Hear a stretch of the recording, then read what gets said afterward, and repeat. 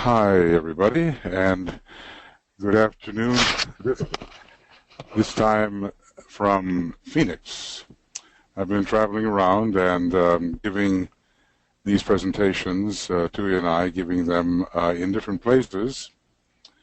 And here we are in Phoenix, where we give our conferences. The 31st is coming up in an entirely new venue, the San Marcos Resort. I hope you'll be able to join us. It's a very lovely place, and our theme is the will and the way. I also hope that some of you will be thinking about joining the Morya Federation. We're only about a month and a little more before our 9th year begins. So in a way, it's a year of completion of our first efforts. And I think you can get a very thorough education in esotericism and occultism through the Morya Federation, beginning, for those who are less familiar with things, with Meditation Quest, and then the Great Quest Esoteric Psychology program, and then 5 years, I would say, minimally, of the Universal Quest, where we study more the macrocosm. Well, we have a lot of events coming up. I think this is the first of 5, actually. And in your chat box, I think all you would have to do there is simply highlight it and copy it, and then copy it over to some place. Are given the times and dates of the forthcoming presentations. This is the pre-full moon presentation, of course, but the full moon presentation begins at least, well, it's the dead of night for us in the United States, I guess, but it begins at 12:15 p.m. GMT, which for some of us is the very early in the morning. And then on the following day, we have a foundations or esoteric foundations of triangles. We've been working very hard with the triangles work, as many of you are, and we have the Pluto-Vega conjunction coming up on the 15th GMT time. Let's see if I have this anywhere here. Well, yeah, I think I have something. Yeah, there I have something. So the Pluto-Vega conjunction, very, very important. It's the 5th and last one, and it's occurring at a time when the dweller and the angel of humanity are really facing each other, and many things are said of a magical mantric nature. And do they lead to the good, or do they lead to the not so good? So this is this starts at 2:30 p.m. GMT on the 15th, and here's the link, and you should find the link also in your chat box as well. I have probably sent it to most of you if you're on one of these lists. So that's 4 events coming up, plus on the early morning of the 16th, if you're really adventurous, it's at 5 a.m. GMT, but it's a little better here in the United States. Maybe not so good in South America, but very good in Australia and New Zealand. We have the new Scorpio solar fire ritual oratorio meditation broadcast. Lots of words, but anyway, Harold and I have finished this musical ritual, and we're going meditative ritual, and we're going to share it with you at that time, early on the 16th, still within the Scorpio full moon energy. So we have lots of activities together that we can participate in. All of them are meditative, and we hope that you will be able to join us for some of these. If you, for some reason, do not have these links, then please write to me at infinitize8, number 8, at gmail.com, or I think you can write to Brett M77 at gmail.com. But basically, all of this should be listed in material that you have. Well, okay, here we are, and we are in the middle of a great contest between the dweller on the threshold and the angel, as that angel of the presence can influence humanity.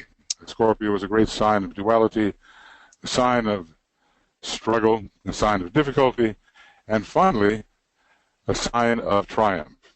We've had some very dramatic results here in the United States with our election, perhaps for many people unexpected results.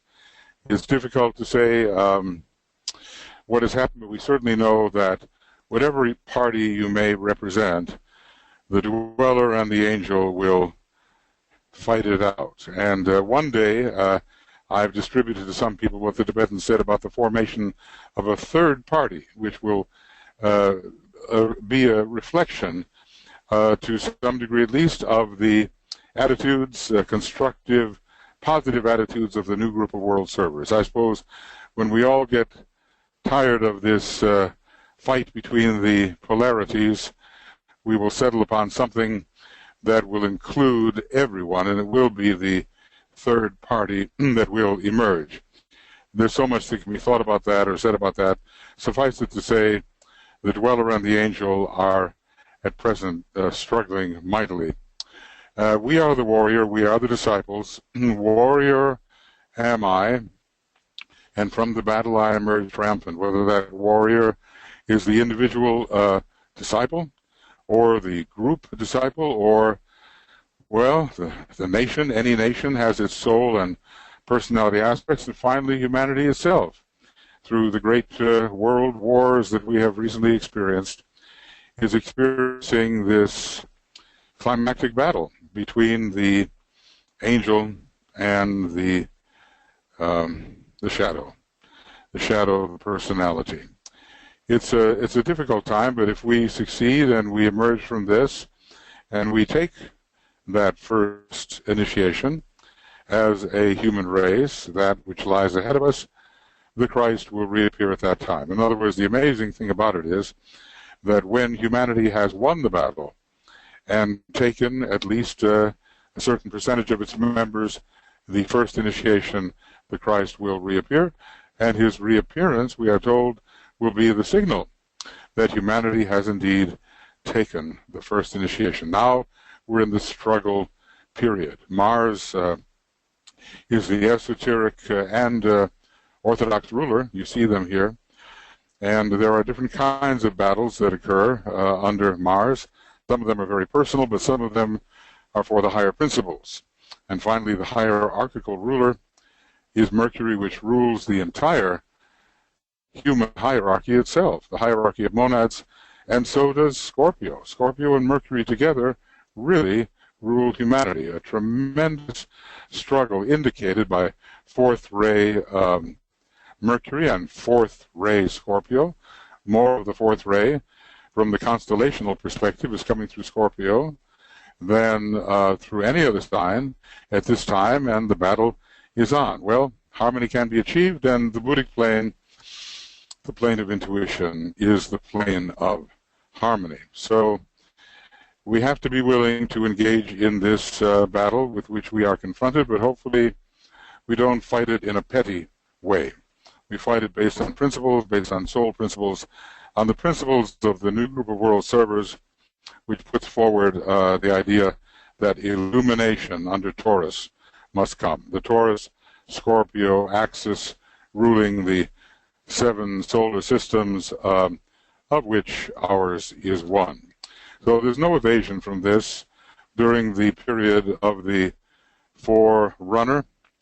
We have about 9 years left, 8.5 years, and the struggle will be intense to see if the soul of humanity can emerge in sufficient strength to allow humanity to take the first initiation and thereby open the door for the Christ and his hierarchy to return in their own good time. You know, we can't say what the hour is, but in 2025, we are told that the hierarchy will probably lay pretty definite plans for the first stages of their emergence. And of course, they have to emerge first, and then the Christ can reappear. There's quite a bit that has to be done before the Christ can reappear, and the members of the hierarchy have to be somewhat recognized in the great planetary centers. When you look at the Joffre illustration here, you see the scorpion, and you also see the higher possibilities of the eagle. Now, all of us, we are various types of dragons and serpents. Sometimes dragons and serpents represent fairly negative possibilities, and they are associated with the rebellious and selfish personality. But sometimes the serpent and the dragon represent the initiate. Certainly the serpent does, and a lesser dragon of wisdom is, in fact, a master of wisdom, something we're all trying to become. We learn about the mysteries of life and death. We learn about the mystery of the death of consciousness, which must be resurrected into fuller life. Oftentimes, when the form dies, it will liberate the consciousness, or when we die to the demands of our form, our consciousness, our inner soul can be liberated into its higher potential. We all have to pass through this, and thus gain the elixir of life, as we see down here in the lower right-hand corner. St. George, we're all St. George, and we are slaying the lesser dragon so that we can become the greater dragon. The greatest of all the dragons is, at least in our local cosmosphere, is the great constellation Draco, which represents cosmic kundalini for us. And it goes between the little bear and the great bear. It's a magnificent and lengthy constellation of great power.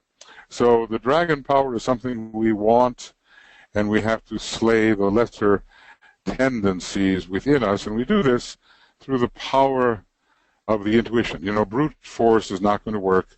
Hercules learned that the hard way. He gets out all of his weapons and his swords and his arrows and all the rest of it, but the Hydra just persists and even becomes stronger, absorbing that kind of energy with which he tried to kill it. It's only the intuition on the Buddhic plane. It's only the higher light and the dispelling of illusion, because after all, the dweller on the threshold is an aspect of the great illusion. Through the dispelling of illusion, it becomes possible then to really rise into our monadic power on the Buddhic plane and to begin to express that kind of harmony which the hierarchy of human monads is meant to express. So, well, lead us from darkness to light, from the unreal to the real, from death in Scorpio to immortality also in Scorpio and Capricorn, and then from chaos to beauty, and from the individual to the universal. We have here, I think in the chat box, if I'm not mistaken, is the link whereby you can obtain the various illustrations, wonderful illustrations provided by Francis Donald to embody the meaning of these signs. So just you can take that link and you can get all the material which otherwise I would be showing you. Now let's see if I can, I've got so many different possibilities up here that so that's the banner, and blah, blah, blah. Okay, I will find it. There we go. Picture of the phoenix, really, the firebird. Now, Francis has said a lot about this, and I'm not going to go into the detail of it, but all of us, here I am broadcasting from Phoenix, we have to become the risen initiate. We have to become, in a way, the Deva.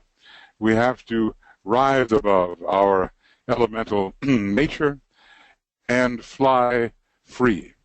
This, of course, is really achieved at the fourth initiation. And it's hard to think. Scorpio was so involved with the first three initiations and the physical, emotional, and mental tests of those initiations. But the fourth initiation is the sign of death and one aspect of resurrection onto the Buddhic plane at the 4th degree. So it seems to me that Scorpio will be found here as well. And in a way, we become the angel then, and the solar angel, once a human being in a previous solar system, who has been supervising and nurturing us and leading us into the good light and love, is liberated and can return to the heart of the sun. And then we have wings, and we have become the phoenix. We have risen above our mortal state, and we have entered the great beauty and harmony of pure reason and the intuitive plane. I think this is largely what this is depicting, but for the details, of course, you could go to Francis's explanations, which are very full and very evocative, and full of good quotes from the Tibetan. Now, here is another, and let's see if I can, here is another illustration, and we see that there's the drowned man under the waters of matter, as it were, but there's also the man who's in process of rising onto the fixed cross and beyond, becoming the true soul, looking upward and realizing his nature as a soul, rising out of that suffocated state. Every one of us has to learn how to do that, and of course, you know, that's the challenge of what we are passing through at this time. Here's something about the drowned man. The moon here functions in its true nature as expressing symbolically that which is dead, because the moon, we are told, falls in Scorpio. So we all have to, what can I say, extract ourselves, detach ourselves from the moon and its influence, which for many of us, billions of years ago, probably billions of years ago, was home. The advanced humanity of the present time, and those largely composing the ranks of disciples, are moon chain humanity. And one day, that moon must fall away in this sign, meaning we rise above entirely the elemental nature and get transformed by the inflow of higher energies. So this moon stands for the personality, and in the final tree in Scorpio, the personality is entirely vanquished. Mars, interestingly enough, is the personality, and every vehicle within the personality, and that personality is entirely vanquished and defeated. Desire, at least for the lower worlds, the lower 18 subplanes, is killed. For it is through expressed desire that personality demonstrates. It's a bit like personality is the solar plexus and soul is the heart. So through expressed desire, the personality demonstrates life, quality, and appearance. In Scorpio, the moon falls and its influence fades out. Let's see a few more things about this. It's always interesting. Francis has gathered some very fine kind of expressions from the Tibetan, and his own analysis is very good.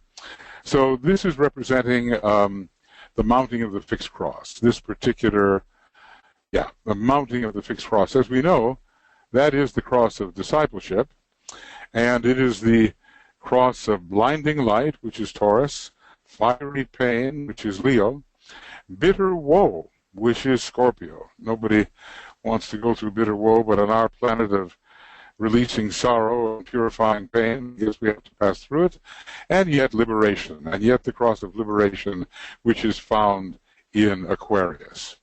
So the Ancient One dies by drowning, such is the test. The waters envelop him, and there is no escape, he drowns. The fires of passion, which is attraction to the lower elemental life, these fires of passion are then quenched. The life of desire ceases its appeal, and to the bottom of the lake he now descends. Later he reascends to where the white horse waits his coming, and that, of course, is the Kalki avatar. That is the Christ, and that is the symbol for the purified personality making rapid progress in Sagittarius. So he tells us that Mars, appearing just above the horizon, glows within our aspirant's solar plexus. Okay, can see that there. And it rules his trials and tests and will continue to do so. Let us remember this for all of us until there's nothing left in his nature and our nature to react to its purifying influence. Then will the symbolic death for Scorpio as the sign of death be complete. Through an Herculean effort, the 9 tests and trials of Scorpio, his passage on the outer clockwise wheel of life has steadily lost its momentum, and the inner reversed wheel increases its counterclockwise velocity. Basically, this idea of the clockwise wheel and the reverse wheel are all about the flows of energy within our energy system, and when the energy tries from below to above rather than go from above to below, we are on the reverse wheel. He lifts his gaze to Sirius, the great star of initiation, which is supervising the initiatory process on our planet and really of our solar logos and throughout his solar system. There's a very important triangle which involves Sirius. It involves, Sirius, Scorpio, and Mars. Okay, and it draws him further along the path of initiation.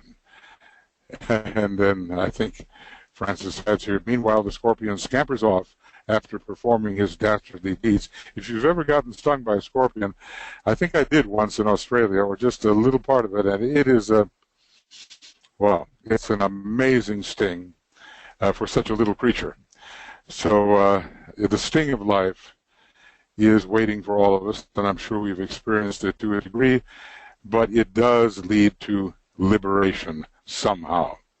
The vertical life of the man upon that cross, that is the fixed cross, no matter in what sign his sun may temporarily find position. See, you can have your sun in any sign of the zodiac, but you can be, in terms of your consciousness, which is becoming soul consciousness, on the fixed cross. So the vertical life is Aquarius Leo, and this indicates that the self-centered individual in Leo learns the lesson of the cross and becomes decentralized, group conscious, and given to service. So from Leo to Aquarius, and boy, when you look at the American election right now, we have had over the last 8 years, and for how many years to come, we've had a lot of Aquarius and Leo working out. We have to see whether we can rise from selfishness into a fuller group consciousness which meets the needs of all. Well, anyway, you can find these words in the chat box, or at least the link will be in the chat box. Our task here in Scorpio always is to use the energies which work out as the tests of sex, money, and comfort, fear, hatred, and ambition, pride, separativeness, and cruelty, to use those 9 energies in a positive way, and there are positive ways to use those energies. And I think if you join us on our broadcast of the Scorpio Solar Fire ritual, you'll see the way the positive energies of those 9 heads of the Hydra can be properly used. Our key here is eventually to become the eagle, to become the phoenix, leaving the ashes of the personality beneath him, and rises from darkness to light, from the unreal to the real, from death to immortality, and so forth. There are many beautiful things here, so I recommend that you go to the chat box and you find Francis's writings on these illustrations and study them, for your edification. The key words of this sign, Scorpio, are significant and illuminating. Deception and triumph. Let Maya flourish and deception rule. That's the ordinary clockwise progress. And warrior am I, and from the battle I emerge triumphant. That is for disciples such as we hope to be, hope to become. So, controlled by Maya and controlled by the soul. Conflict and peace, peace of a kind, anyway. Such are the hidden secrets of this sign, and these are summed up for all disciples in the 2 keywords. Upon the ordinary wheel, whereon the soul is found blind and apparently helpless, the word goes forth in the following terms, and the word said, let Maya flourish and let deception rule. And upon the reverse wheel, we have that great triumphant statement, warrior am I, or warrior I am, and from the battle I emerge triumphant. Okay, friends, so one of the things the Tibetan said to his group, he says the battle's on. This was during the war, of course, but it has a general application.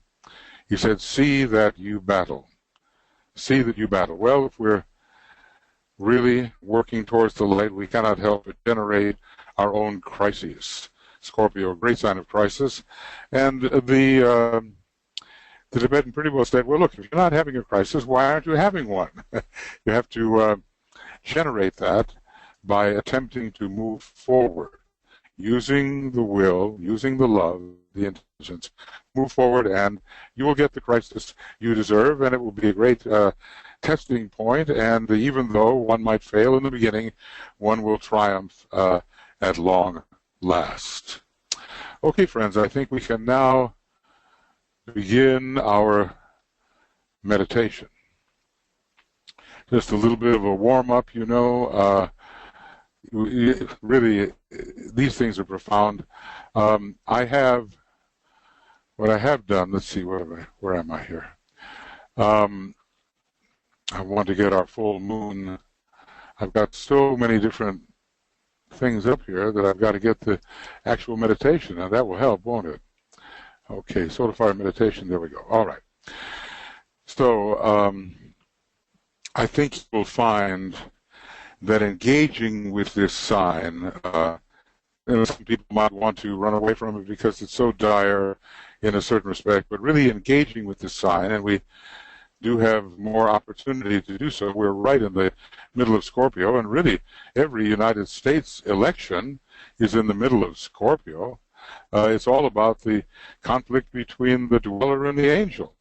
Now, depending upon your politics, you can say one person's the dweller, one person's the angel, or one group is this and one group is that, and you'd be surprised. Even among esotericists, there's no unanimity of opinion as to who represents the better course of action for the soul of this country. And that's astonishing, but it is the way it is, and we're going to learn more by standing for principle during difficult times, during the concluding years of the age of the Forerunner.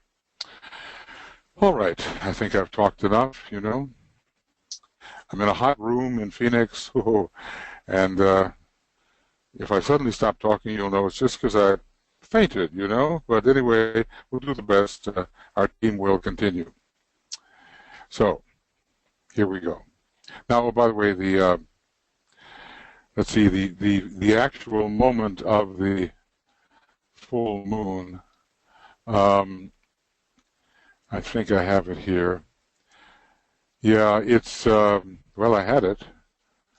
I'm not sure what it is. It's something like, it's something about like 1:51 or a GMT on the, on Monday the 14th. I believe that is correct. And probably is listed in our chat box. But I've sent that all out to you, so you should be able to know when that full moon moment is. All right, so onward. We're in a day of dedication, mentally dedicating the mind, and we'll be moving into the safeguarding period. Our broadcast, provided all goes well technically, we'll do the best we can for you. We will begin at 12:15 GMT tomorrow, the 14th, and then about an hour and a half later, the actual full moon will occur. Okay. So we withdraw our consciousness from the personality.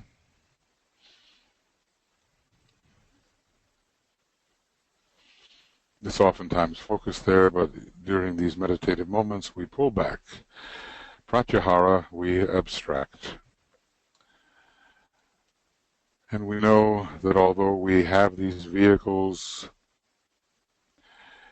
in a preliminary sense, we are not these vehicles. Later, we are everything, but at least to separate out the soul from the personality, we are no longer identified as the vehicles.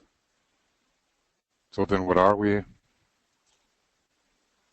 We are the unit of consciousness, which is really soul. Soul is consciousness, and we are life itself.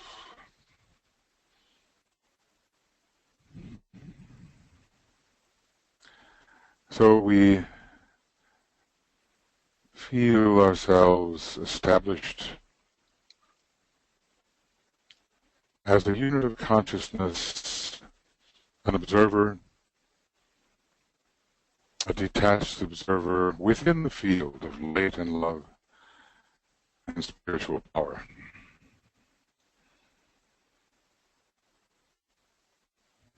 And the personality is as if at a distance. It no longer captivates the consciousness.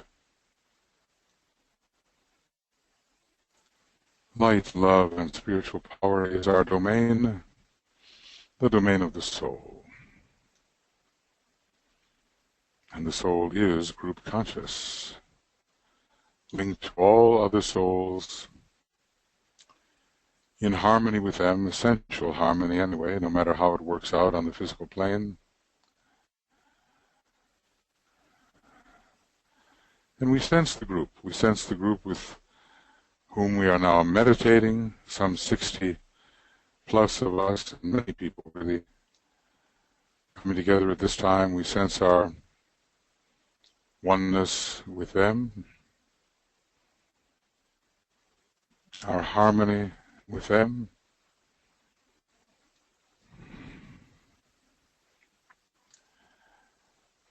And we merge ourselves as the soul in the deep sense of group soul, which eventually includes, of course,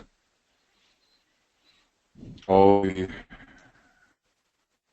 members of the new group of world servers, wherever they may be found, courageous, loving, intelligent souls working on the behalf of others who are selves within the one self.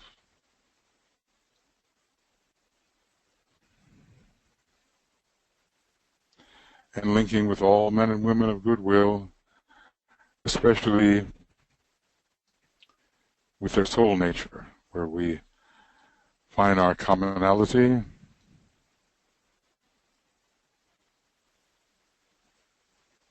We're touching many right now. The spiritually minded people of the world, the men and women of goodwill.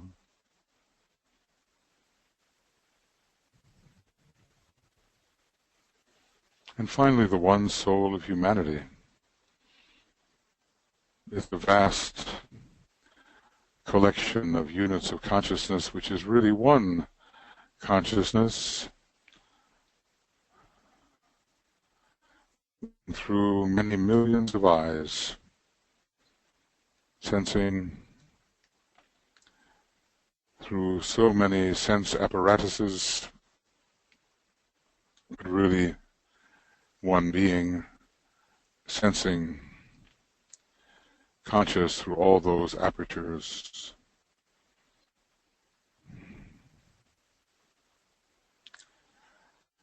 And somehow we realize there is no my soul and thy soul. Not really. But according to the great second ray mantram, naught is but me. Naught is but me. One could ponder long and hard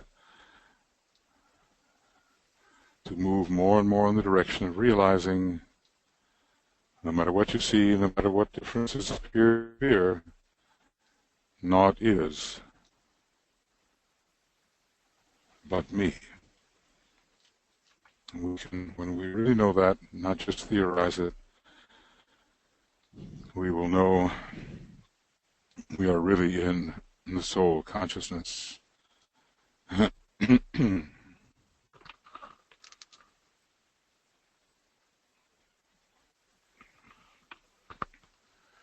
We are together and the will aspects of the soul come into our group. We possess these in varying measure. The will to initiate, the will to unify, the will to evolve, the will to harmonize, the will to act, the will to cause, and finally, the seventh ray will to expression. Those are the seven ray aspects of the will. We, as if, absorb these from the group soul, which we are creating together. And our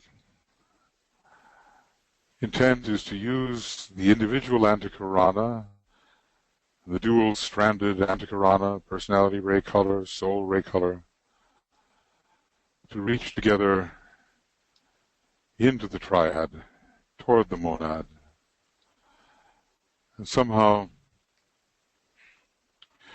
be impressed from the realm where wisdom really reigns, not wisdom that we've gathered from below, within our causal body, but a greater type of wisdom which belongs to the planetary logos, and in which we all share by being, in a way, emanations of that planetary logos.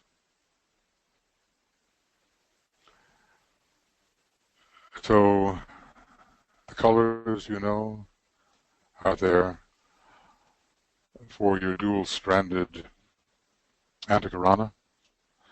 First ray red, second ray indigo, third ray green, fourth ray yellow, fifth ray orange, sixth ray silvery rose or light blue, seventh ray violet. Other colors exist, of course, but we can use these. Visualize your antikarana uniting your mental unit on the fourth subplane of the mental plane with your monastic permanent atom on the first subplane of the mental plane. Visualize it, try to feel it in its two colors according to your knowledge of your soul and personality ray, and if you are uncertain of those, just use the color indigo.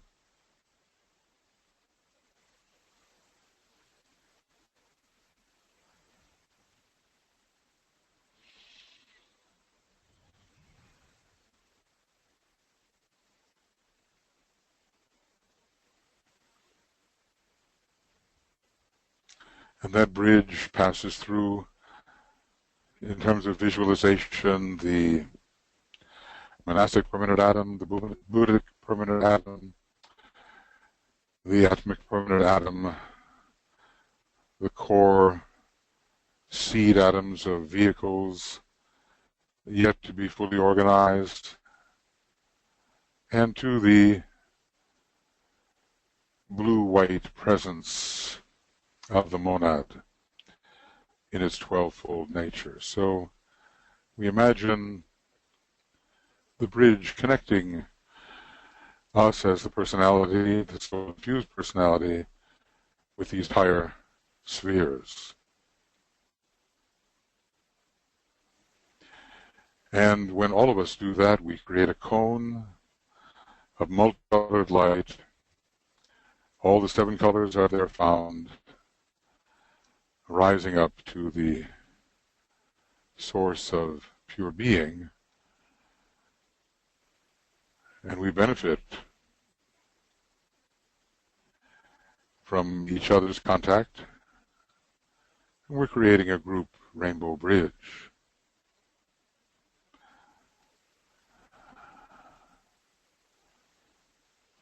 And very high energies can descend into the group via this visualized bridge.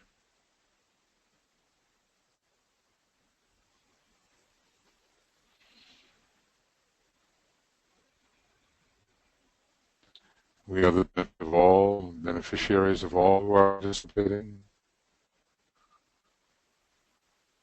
So now we will inwardly affirm the second ray word of power, I see the greatest light, and outwardly we will sound the Om 3 times.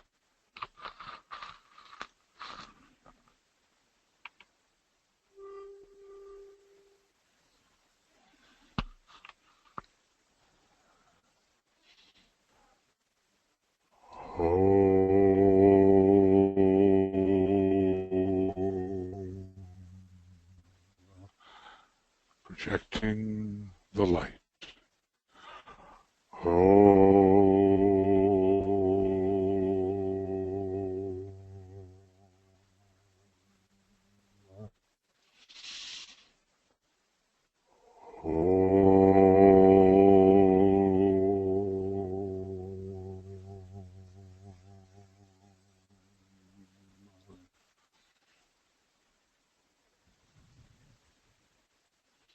I see the greatest light. That is, for us, an aspect of the unfettered light of Shambhala, reaching us, of course, in an attenuated manner, but together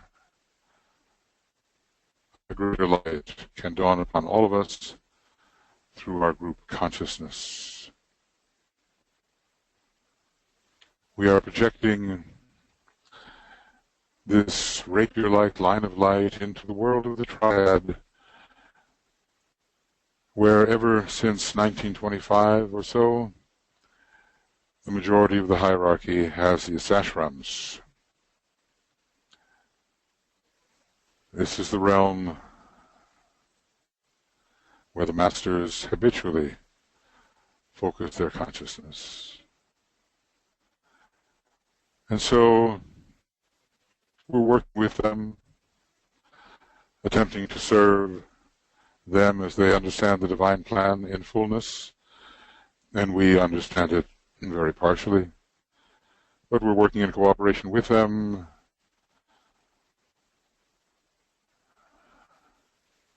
and we offer our solidarity, our salutations.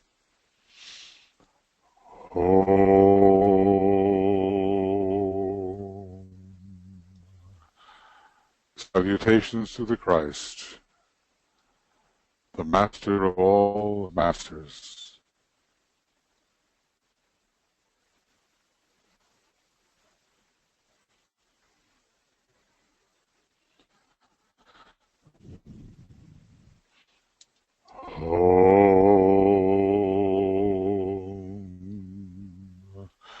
Salutations to the triangle of masters with whom we most closely work, Master Morya, Master Kutumi, Master Jwal-Kul.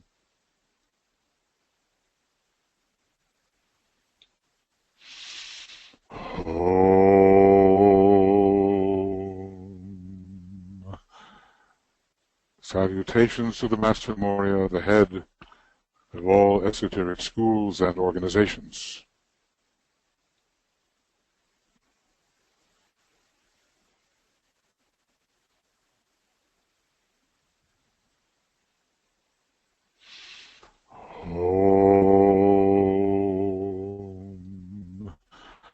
Salutations to the Master Kutumi, who focuses the senior ashram on the second ray, and whose ashram is largely responsible for preparing the way for the reappearance of his brother, Lord Maitreya, the Christ.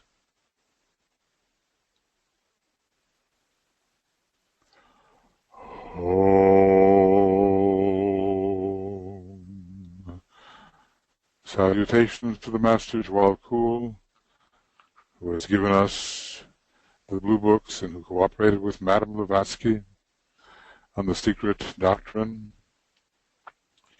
He trains the aspirants for initiation, the first, second, and even now the third.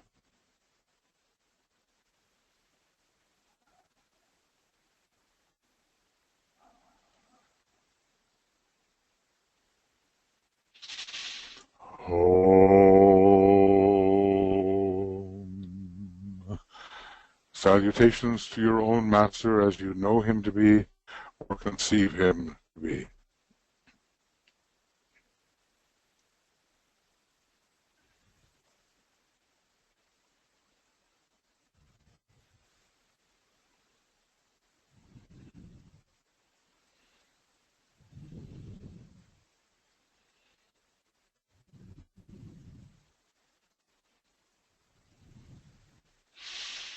Om. Salutations to the entire spiritual hierarchy of our planet. The Great White Lodge, the Lodge on High, that great society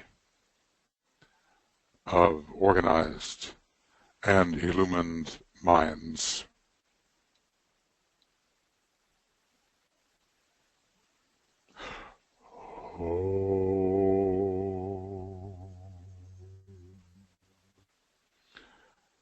And so we are in real, or at least imagined, cooperation with the Great White Brotherhood.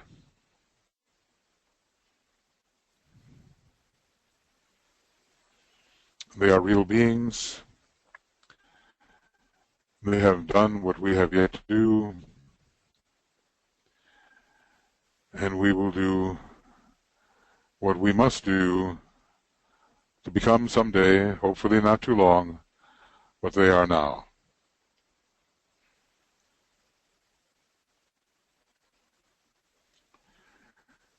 So, imaginatively now, as a group, we raise our thought towards that great point of tension, Shambhala, the center where the will of God is known. And with deepest reverence and in all humility, we attempt, identified together as the group soul, to attune with the presence, the great presence of Sanat Kumara, standing at the center of Shambhala. Of course, it's an attenuated presence, of course. No one can see the Great Lord face to face until the fifth initiation, but some sense of the will, of the purpose, of the direction which he intends can come through to us.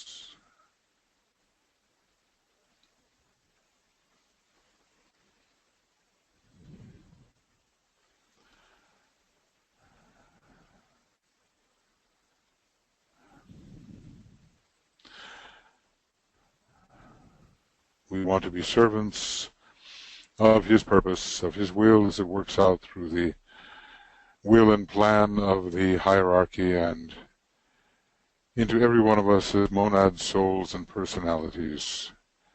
We know whom we serve.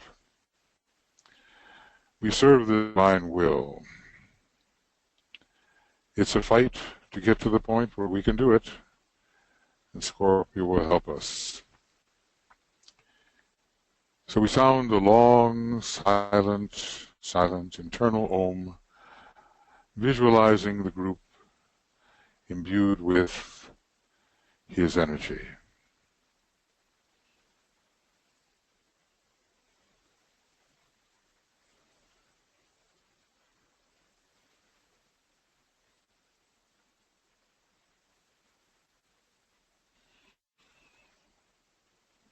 Will is ever so subtle.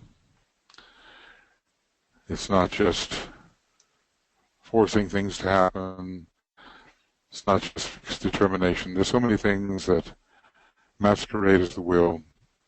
Every one of us has to discover what will is.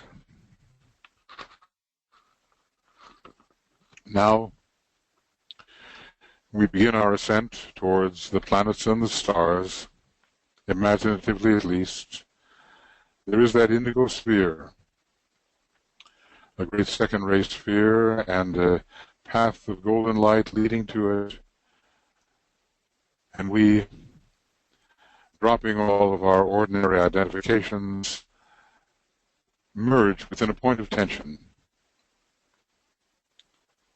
We're all together at a point.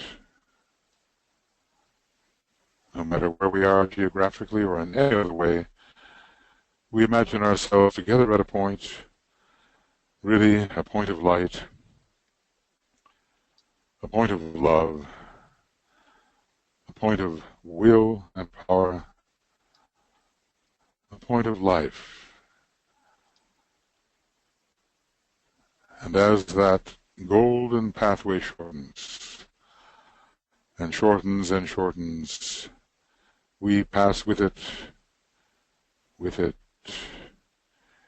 into the center of the disk, the indigo sun, the disk of indigo light.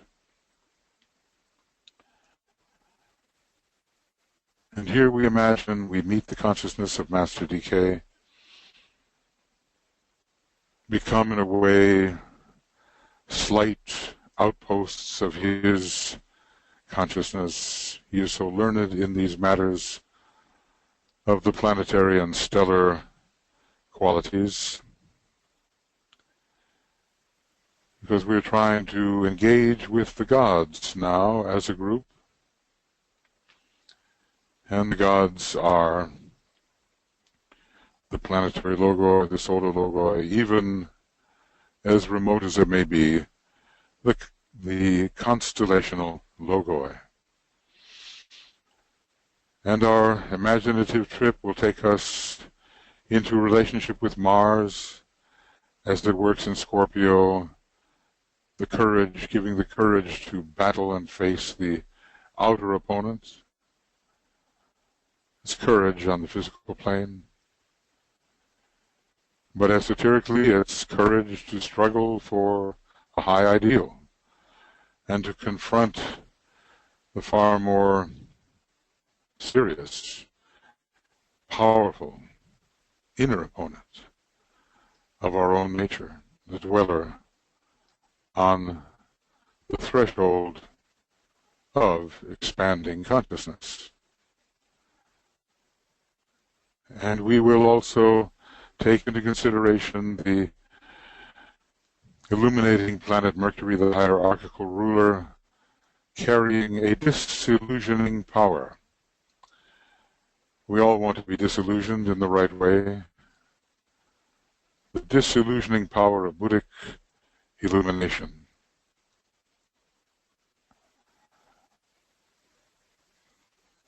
We cannot forget Pluto at the outer limits, though not the outermost limits of our solar system, a special ruler here in Scorpio, destroying that which binds the inner consciousness to illusion, glamour, and Maya. It is the upward pointing arrow of death.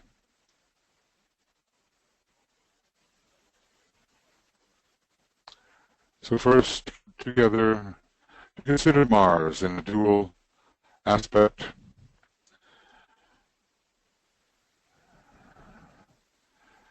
Giving us courage and the often necessary will to confront the enemy according to our inner principles.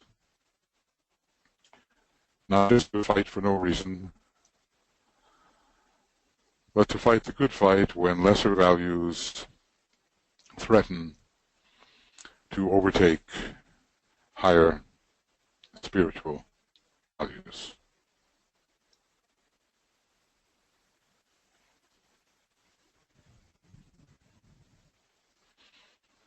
We try to absorb this courage from the intensified presence of the Martian energy at this time of the year.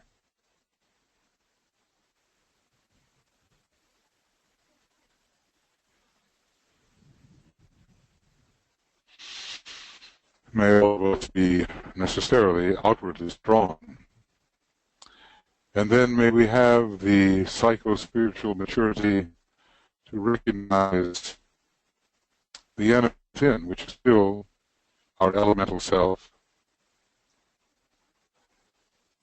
giving us the will, the power to at least begin the fight to the death with all vice and negativity. We must overcome it.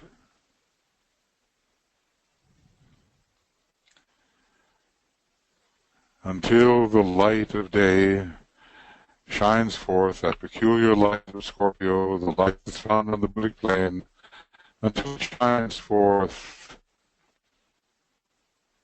and the illumination of all within the 18 lower planes is achieved, and we are free after the fight from Maya, glamour, and illusion. So we absorb this Mars. Our groups absorb the Mars.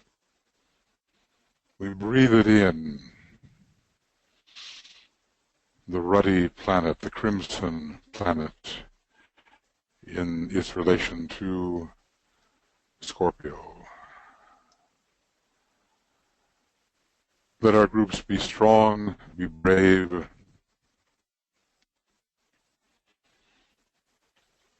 not cowardly, not shrinking back. Let us go forth to confront inwardly or outwardly what we must.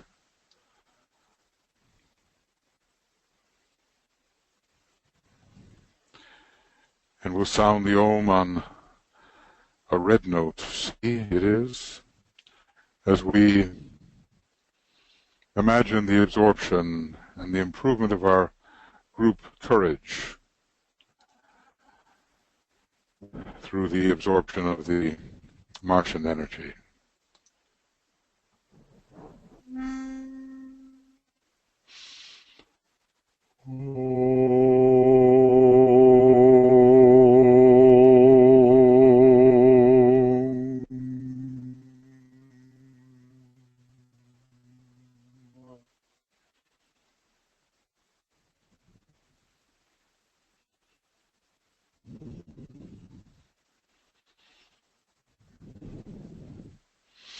And then there is a special planet, Pluto. Lately, those amazing photographs of Pluto have shown us the spectacular nature of its form. It helps us terminate all energy patterns which stultify and suffocate the consciousness. Those things must die, or at least we must die to them. But Pluto never kills the consciousness, that's what we're told. So we contemplate the death of consciousness. We contemplate the power to kill, that which kills the realization of the soul within the personal consciousness. We ponder on the sharp shears of Pluto, severing for once and all the threads of attachment to the unreal. We make friends with Pluto, the Lord of detachment, the Lord of death, the Lord which leads to transformation of our consciousness.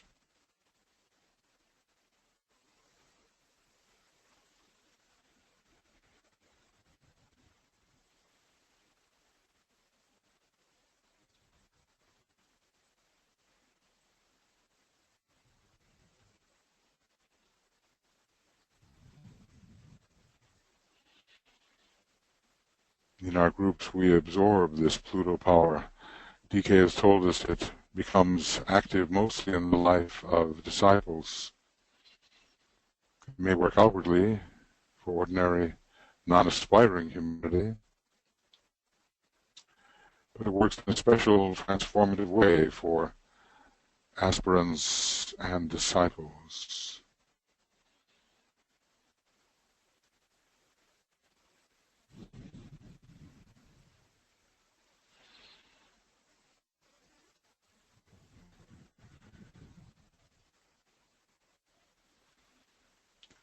And so we absorb this plutonic power, the power of the one who sits upon his jet black throne, as it is said, and who gives us the means of detaching from the moon and its lower 18 subplanes. Really unreal. Pluto is a great healer in that sense. So we'll use the note, a C sharp in this case, absorbing and being strengthened by our group's power of Pluto.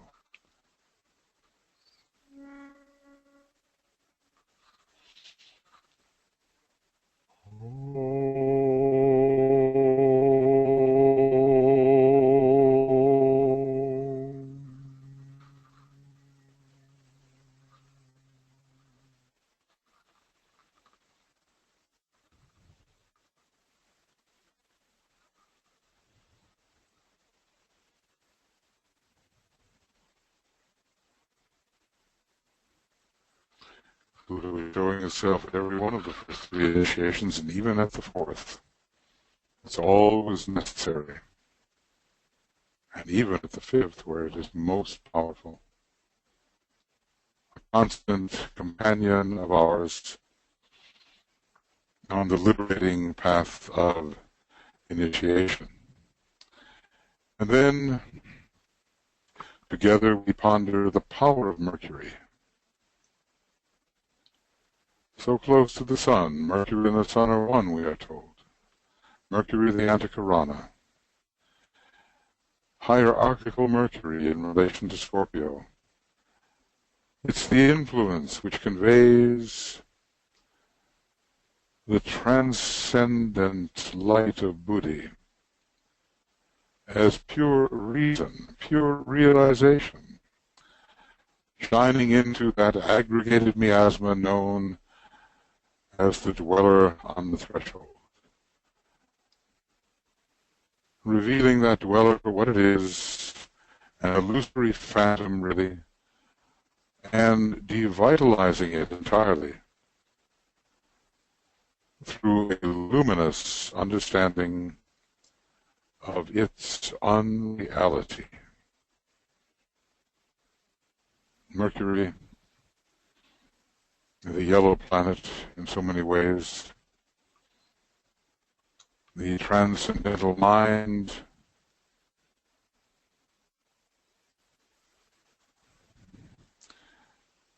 Master DK is very much Mercury, has much relation to Mercury, and we as his students are always under the tutelage of Mercury.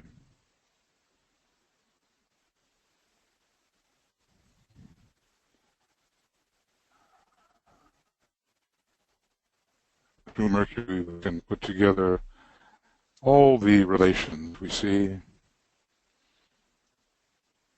into the right combination which reflects pure reason and the archetype. So not as concrete mind do we use it, although we do somewhat. Not even as the abstract mind, but eventually as the intuitive mind, especially the intuitive mind of Mercury becomes ours. So we will imagine absorbing this intuition-giving planet, especially in relation to Scorpio, in which it is the highest ruler, bringing us back to our monadic nature on the Buddhic plane where the monad is intended to express. And eventually the Antikarana leads to the monad itself, the Mercurian Antikarana.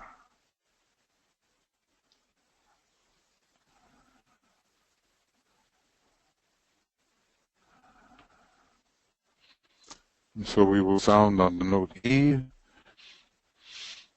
is a fourth ray note. It has some relation to the fifth ray also.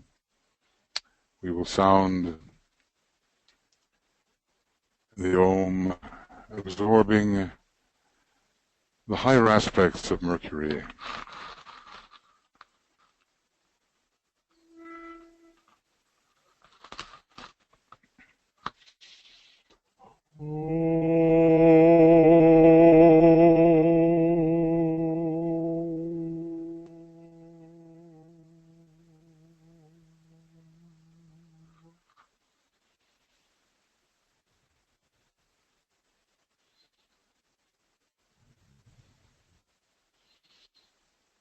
And may we all experience the illumination, the enlightenment, the progressive enlightenments which Mercury offers, freeing us from the illusion of the nine-headed Hydra.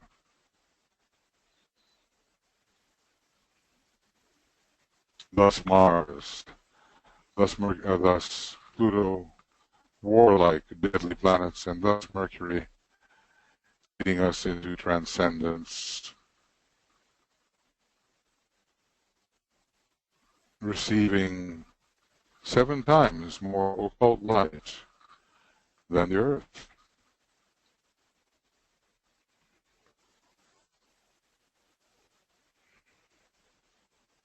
And all of this within our solar logos, our great heart of solar love, our blue logos, with his indigo ray of love wisdom, every one of us a unit in the great logos.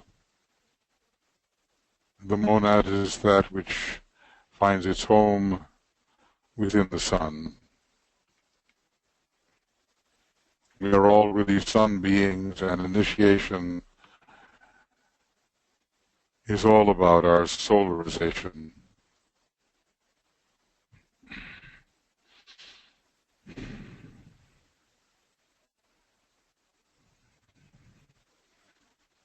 Solar God pouring through every planetary logos, every monad, every soul, every personality. Our God is a consuming fire, a great heart center, the consuming fire of love. And no matter how we fight it out and experience friction and distress, it's all within the field of love wisdom. That's great second ray, which one day will be the soul ray of the human family. And the light of Scorpio as we think beyond the solar system.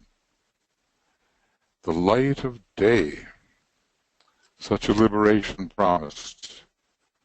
It's the place where 3 lights meet. The light of form, the light of soul, and the light of life. They meet, they blend, they rise. And all obscurity flees before us as the light of day shines through our consciousness. There's a lot of dragons and serpents in Scorpio, and the fight is deadly, but there is a great illumined liberation lying ahead for all those who battle their way from darkness to light, from the unreal to the real, from death to immortality. So we open ourselves now to the Lord of the constellation Scorpio. There are these great beings. They express through a number of solar logoi. We attempt to feel the quality of the Scorpio energy and its profound relationship to the ray of harmony through conflict, the fourth ray.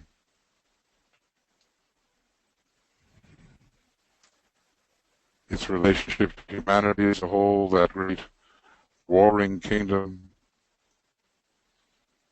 and the rays of the various planets which rule it. It's a spectacular constellation. Compilation, too much study. This is a spectacular constellation. It has some extraordinary stars in it.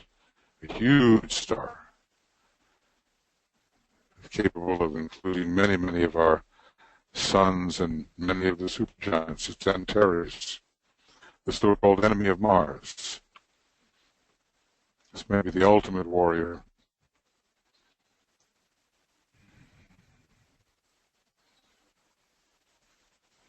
And as the winter comes, we'll be able to see it more and more clearly.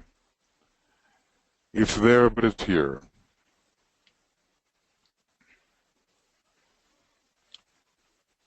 And each one of us, we're on this planet of releasing sorrow and purifying pain, and we're part of the warrior kingdom. And even that nice second ray master said, see that you battle. We cannot help the struggle as we attempt to redeem the inertia of the matter of the previous solar system. And so, visualizing this great constellation, if you know something of what it looks like, we take some moments and we ponder, warrior I am, and from the battle I emerge triumphant. Each of us with a different battle, of course, but a generic battle for all of us is to be the soul, to be the true third degree initiate, focused within the egoic lotus, the causal body. There are other battles, but to free ourselves from the nine-headed hydra. We are the warrior in mortal combat, wielding the power of death, but we are also the warrior fighting with the intuition which dispels illusion. Warrior I am, and from the battle I emerge triumphant. We ponder. And of course keep pondering until the moment comes and afterwards. But we ponder now. Warrior I am. In what way? What battle? What triumph?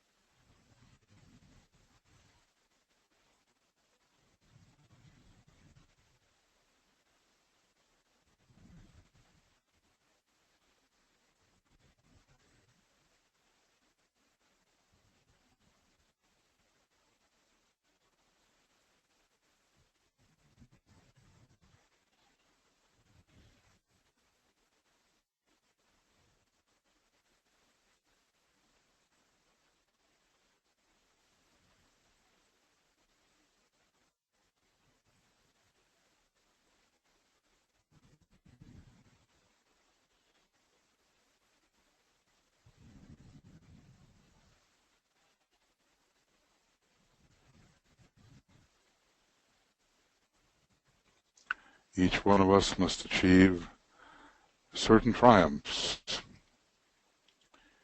related to the physical heads, the emotional heads, the mental heads of the Hydra. We're working on specific battles. Wherein will lie our triumph? Warrior I am, and from the battle I emerge triumphant.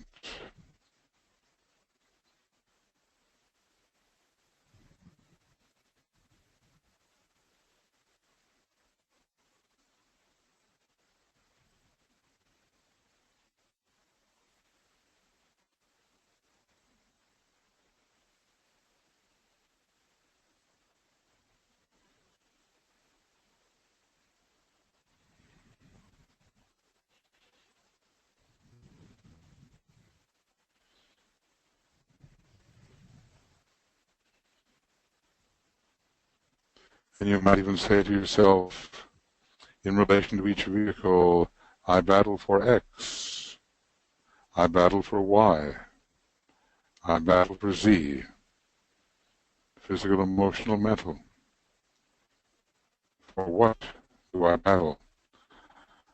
And wherein lies my triumph? The triumph of the group, the triumph of my nation, the triumph of humanity. Warrior I am, and from the battle I emerge triumphant.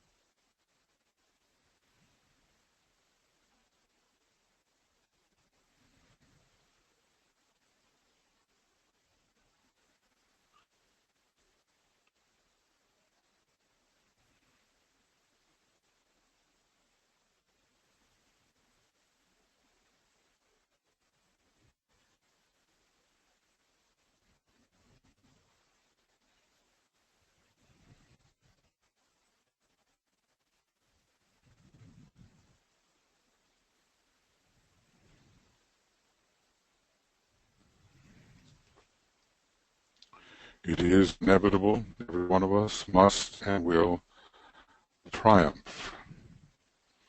The time equation is so often in our own hands. Scorpio is also a great sign of will, connected with Hercules and the first ray. We can draw upon that will, draw upon the energy of Shambhala to bring about the next triumph in our particular circumstances. Nobody can tell you what it is. Well, maybe the master can, but you have to figure it out, be impressed by yourself. What is your next triumph?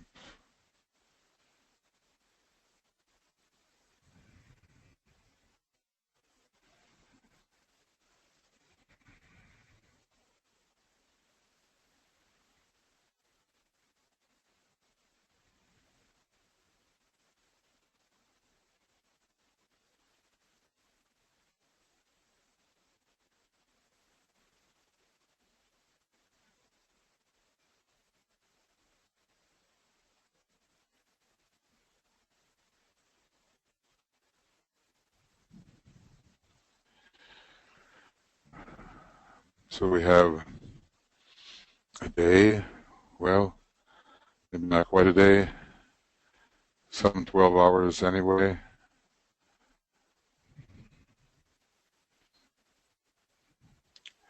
12:15 tomorrow in London, Greenwich.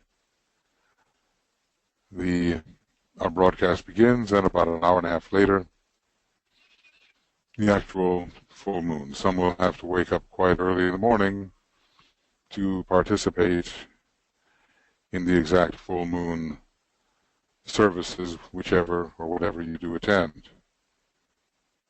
If you're in the United States, and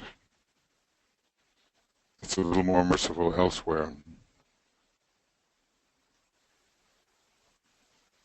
Warrior. Behind the warriors, twixt the light and dark, blazes the light of hierarchy. Every one of us, a warrior on behalf of hierarchy, on behalf of the light, in the great army of Lord Maitreya,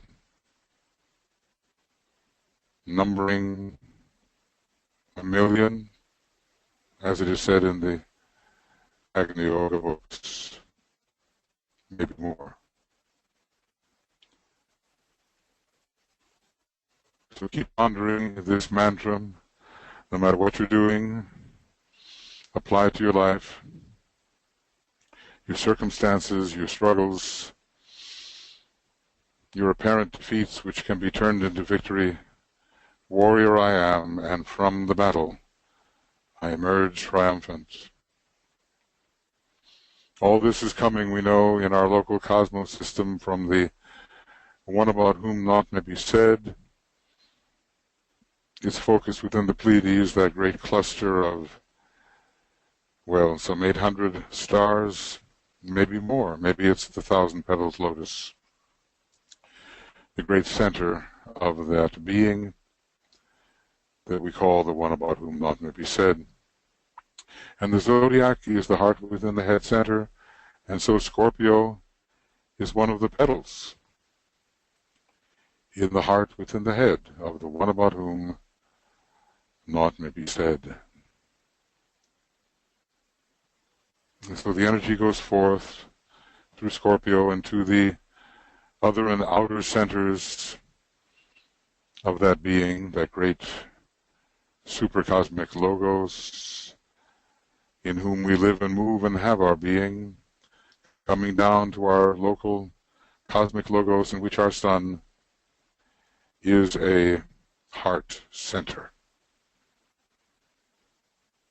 And so our solar logos receives the energy, sending it to Mars, to Pluto, to Mercury, and of course to all the planetary logoi, but those particularly, it relates to Earth,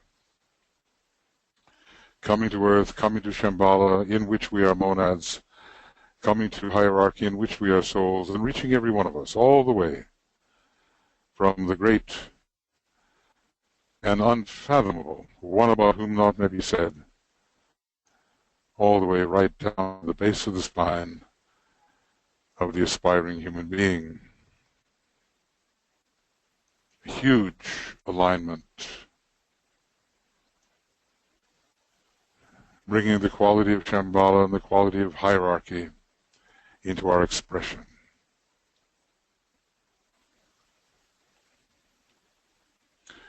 It's a magnificent Antakarana. Sometimes we hear about the Antakarana that moves from Earth to Venus, but that's just the beginning. It goes to the sun, the solar logos. It goes to the local cosmic logos, who may well be a solar plexus center in that great being. It goes to the great being itself, about which we can know very little, except that it's one of 7 such. Magnificent alignment, a huge organized cosmos in which we have to learn to play our correct part by fighting with illusion and glamour and Maya and dispelling them, dissipating them, dispersing them, so we can see in the light of day, in the pure reason of the Buddhic plane.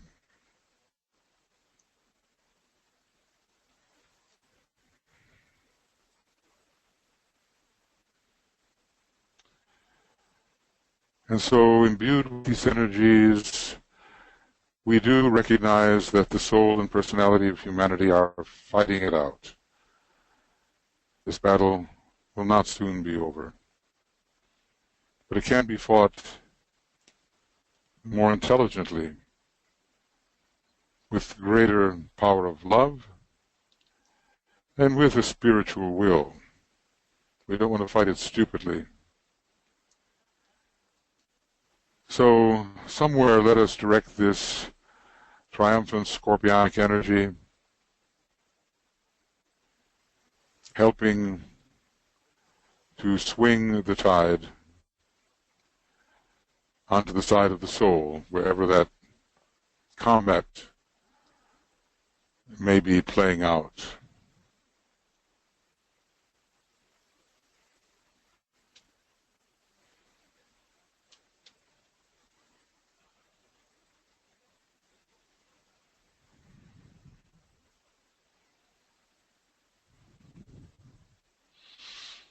And as we sound the Om, we see the forms changing, the good triumphing, the soul taking control. We'll sound on the second ray note, visualizing as we do.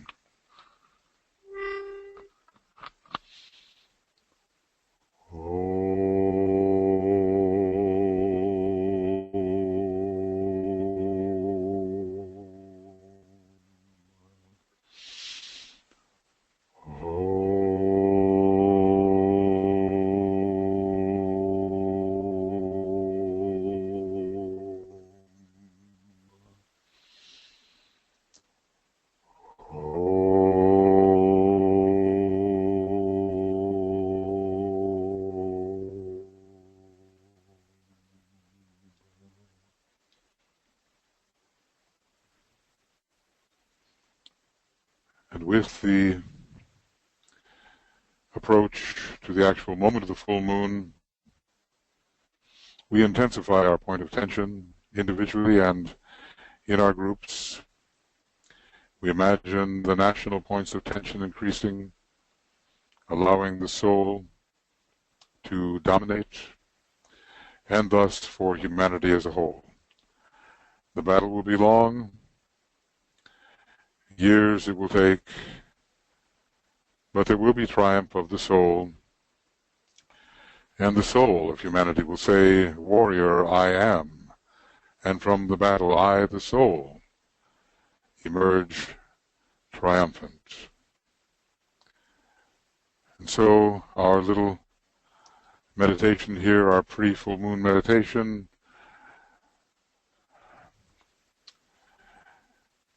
we'll close with the sounding of that mantra of light and power, the great invocation, our most effective means of bringing about the externalization of the hierarchy and especially the reappearance of the Christ. It's our great instrument that we sound every day, thus transforming our lives and the lives of those around us. So together then, the great invocation. From the point of light within the mind of God, let light stream forth into the minds of men. Let light descend on earth.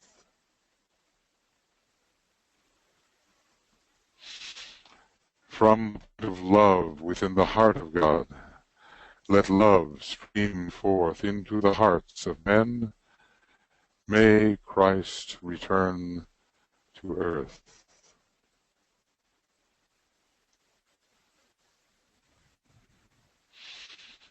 From the center where the will of God is known, let purpose guide the little wills of men, the purpose which the masters know and serve.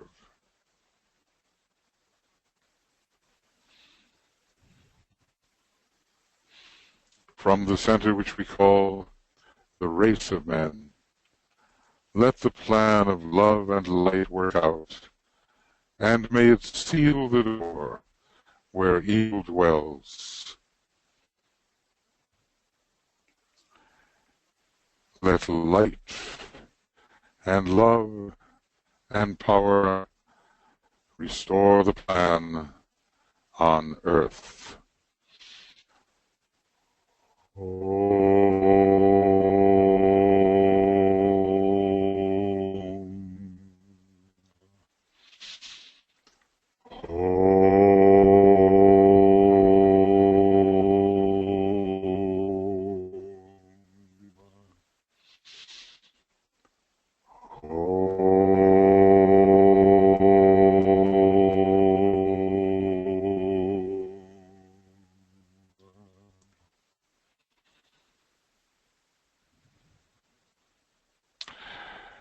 Okay, friends, let's intensify the point of attention. 4 more programs are coming up. We have the stacked full moon is going to begin at 12:15 GMT on the 14th tomorrow. Then we have the Esoteric Foundations of Triangles, and that will, let's see here, I'll find when it will start. It's a webinar, and it's at 6 a.m. GMT on November 15th. And then we have a very important broadcast concerning the Vega-Pluto conjunction opposed Sirius, and that starts at 2:30 p.m. on the 15th GMT. And then we have the broadcast of the Scorpio Solar Fire Ritual Oratorio, musical meditation, giving you a chance to have a multiple experience of the Scorpio energy, and that will be early on the 16th, which is a Wednesday GMT time, and the link is all in this letter, which basically is coming out to you. So I want to thank you all for being here, and this is just the beginning, so let's, we're in Scorpio. There's a lot of Scorpio things happening now. The battle is on. Nobody's the pure soul, nobody's the pure Hydra, but there are tendencies, and we want the good to emerge.